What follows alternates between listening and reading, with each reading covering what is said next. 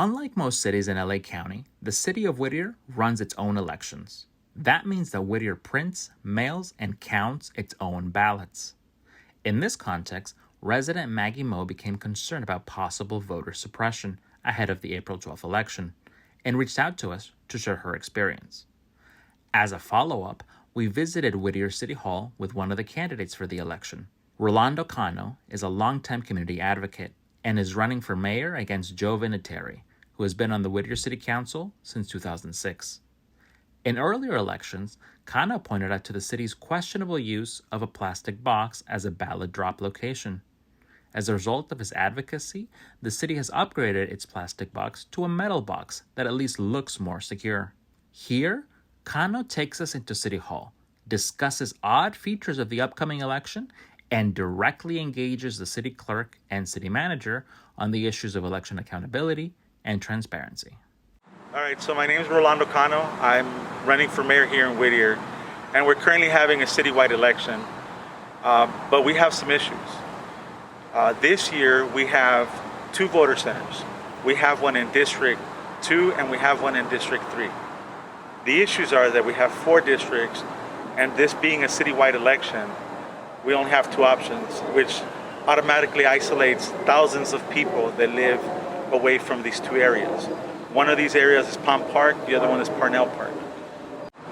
Now, I'm not questioning the city, but the city has responded, our clerk, that the issue for having 2 voter centers is to ensure security.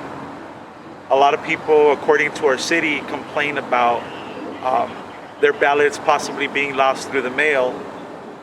So somehow they came up with the idea that these 2 voter centers are going to be secure. I question it because if it's security, then we should have demanded a ballot box here in front of City Hall.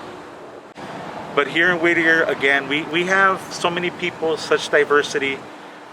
We have people that are not aware that there's an election because our city moved it from a general election into a city-run election on the lowest turnout rate, which is April.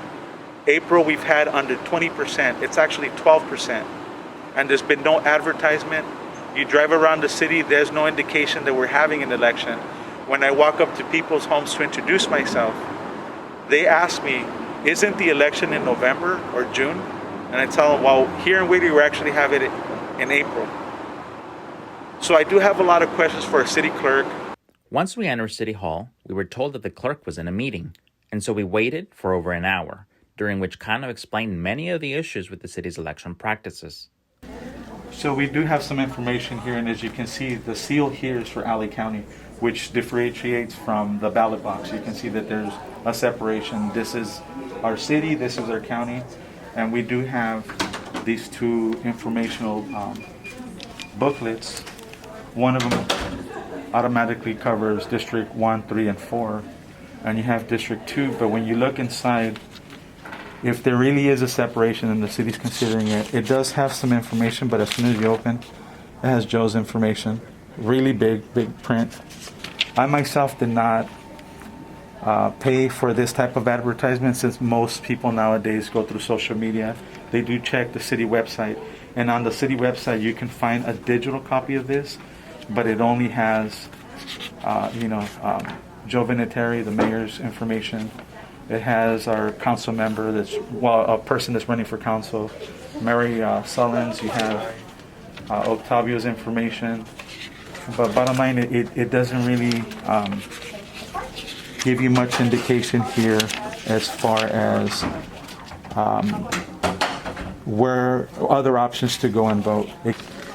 So just so we're totally clear, so voters throughout Los Angeles County are used to getting a booklet from the county that has all of the candidates' information and how they look on the ballot, very similar to this over here, in the last few pages. So voters are used to getting that information from the county, but you're saying, so is that not in place here in the city of Whittier? So this is all the voters get? So the city of Whittier, this is what they get.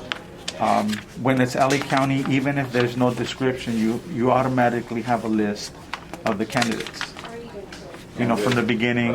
It may not contain a statement, but it'll have, the first thing you would see is all the candidates that are running.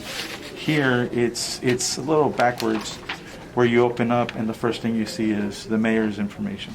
A lot of people tell me, you know what, why are you running for mayor? This is crazy with all the issues that you present, with the pushback that you give. And I always tell them, you know what, first of all, it's because I still believe in the city. I really, truly believe that this is one of the best cities out there.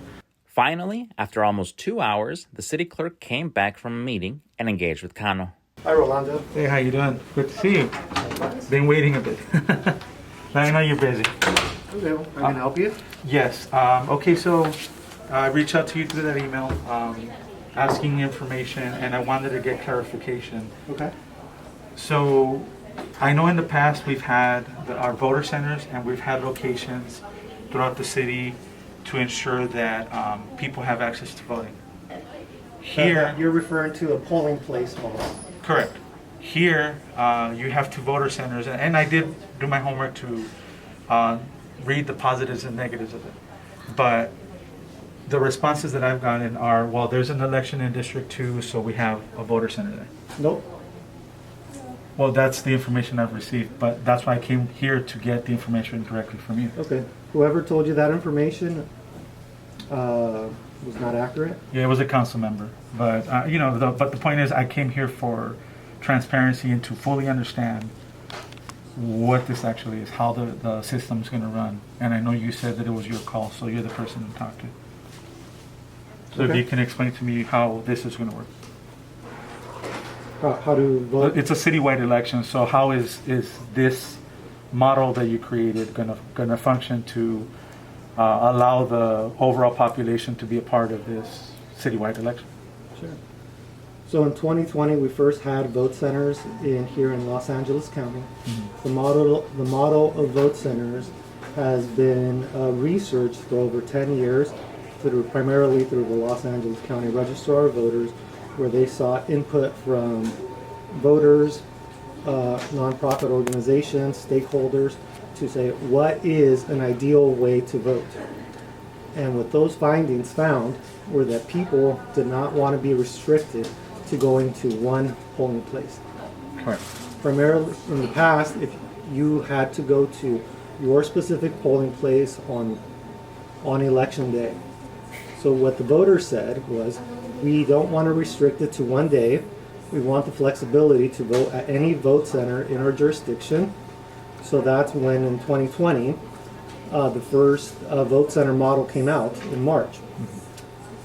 So because voters have come to, because this is going to be the model moving forward, regardless if the city runs the election or the county runs the election, we're going to try to closely mimic what the county does to eliminate any type of voter confusion.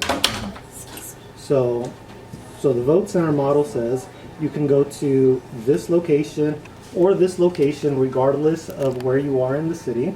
Correct. And you can go not just on election day, you can start going from the Friday before, so April 8th all the way through the 12th. Well, you have it printed April 1st through the 12th. April 1st through the 12th, you can come here to City Hall and vote here at City Hall, and we have our booth here, and we will be issuing replacement vote-by-mail ballots, and people can vote their ballot here at City Hall. But the vote centers or voting locations is April 8th through April 12th.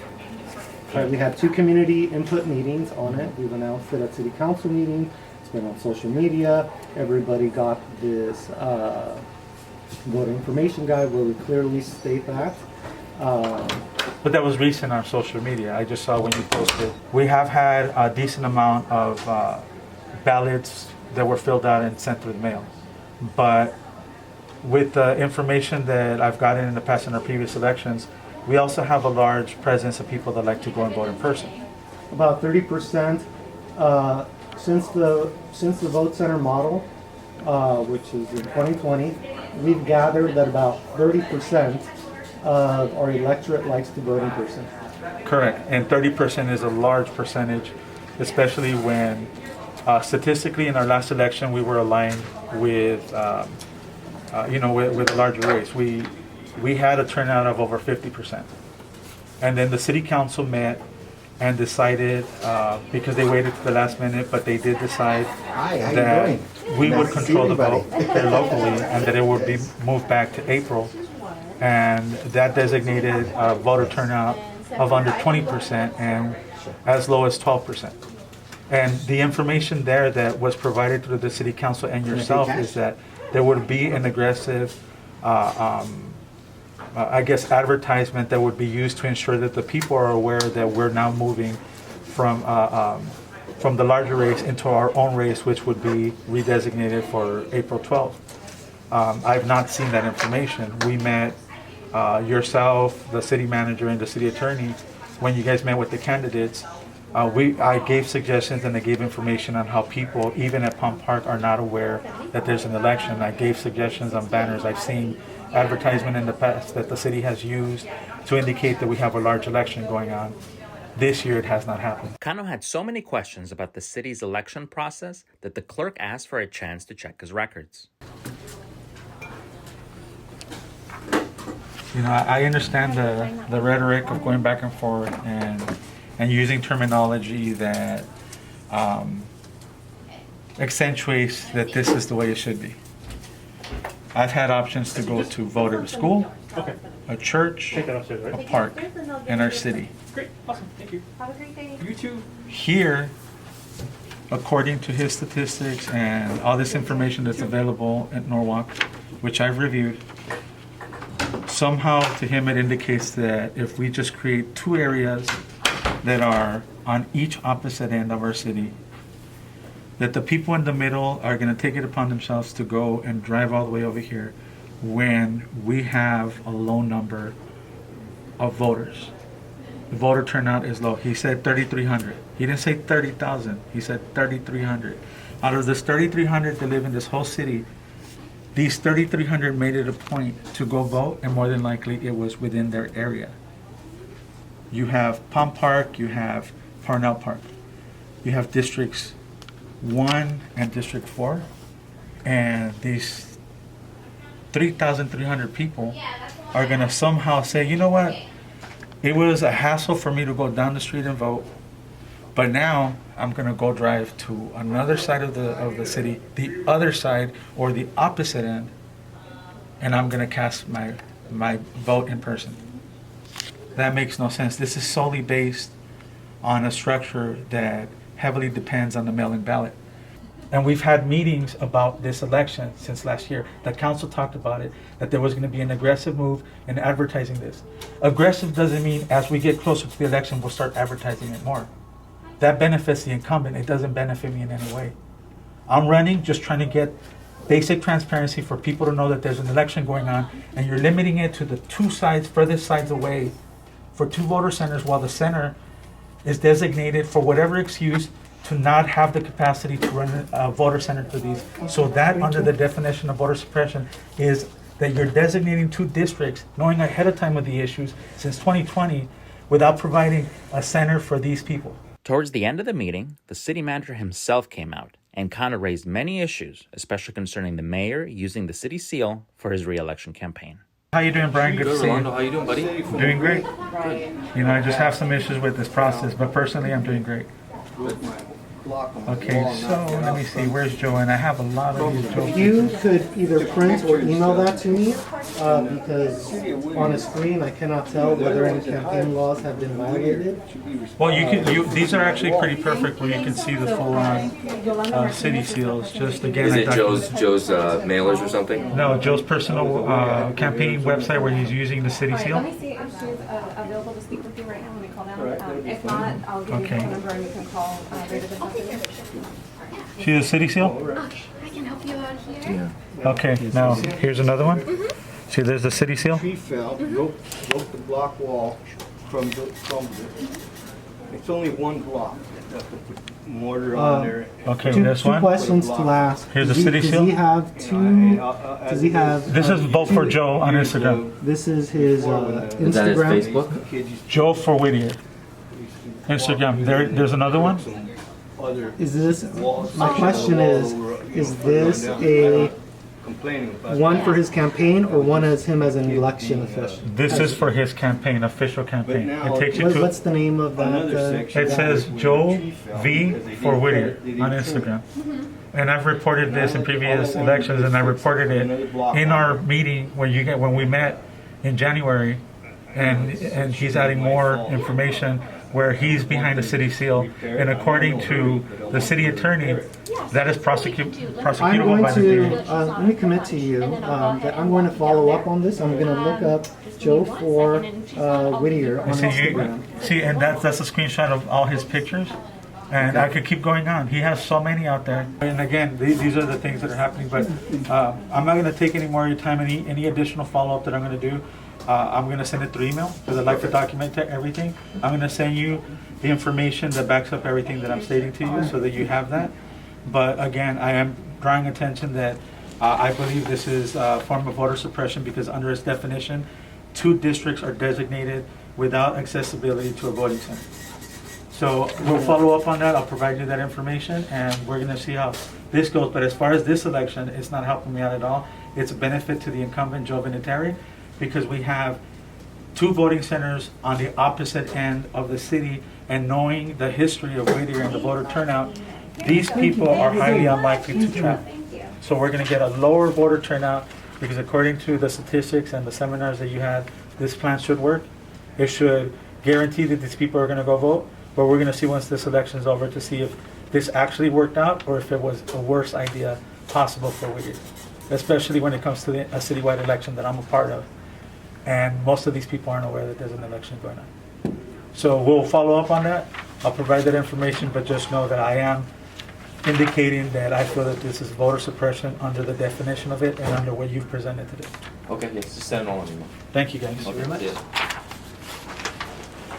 So again, these are issues that we're having here in the city. And, I understand the rhetoric, the legalities, what's going on here. But bottom line, they're creating an excuse, a legal platform to say, we're able to do this. That is a problem in a local election.